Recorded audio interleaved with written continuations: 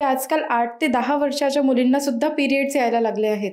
जे आधी एज होतं 14-15चं ते आता कमी का होतंय आणि हे खरं आहे का? बिलकुल आहे हे खरं. कारण डे टू डे प्रॅक्टिसमध्ये आम्ही पण बघतो याला प्रीकर्सर प्युबर्टी म्हणतात. म्हणजे पिरियड्स येण्याचं जे वय आधी ॲव्हरेज वय 12 ते 16 वर्षापर्यंत यायची, ते आता वय 8 ते 12 वर्षामध्ये येऊन चुकलेलं आहे. मोस्टली मुलींना ह्या वयांमध्ये पिरियड्स येतात आहेत. बट हे गंभीर स्वरूपाचा परिणाम म्हणता येईल आपल्याला किंवा समोरच्या दृष्टीने याचे परिणाम घातक आहेत. तर त्या दृष्टीने ही प्रीकर्सर प्युबर्टी जे आहे हे बिलकुल योग्य नाही असं मला वाटतंय. हे का होतंय मॅम? काही रिझन स्पेसिफिक याबद्दल? बिलकुल.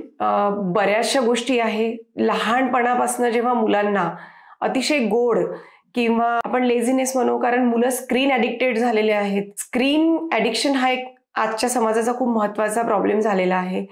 त्याशिवाय चॉकलेट, पेस्ट्रीज आणि मैद्याचे पदार्थ, कुकीज हे पदार्थांचं सेवन भरपूर प्रमाणामध्ये वाढलेलं आहे. भेसळीमुळे पण दुष्परिणाम म्हणायला काही हरकत नाही. एक महत्त्वाचा मुद्दा त्याच्यामध्ये आहे की छोट्या मुलांमध्ये व्यायामाचा अभाव. जसं आपण आधी PCOD मध्ये पण बोललेलो आहोत, तसंच लहानपणापासून जे मैदानी खेळ मुलांना खेळायला पाहिजे ते न होता मुलं स्क्रीन ॲडिक्शन झाल्यामुळं, फिजिकल ॲक्टिव्हिटी कमी झाल्यामुळं पण हार्मोनल चेंजेस व्हायला लागलेत.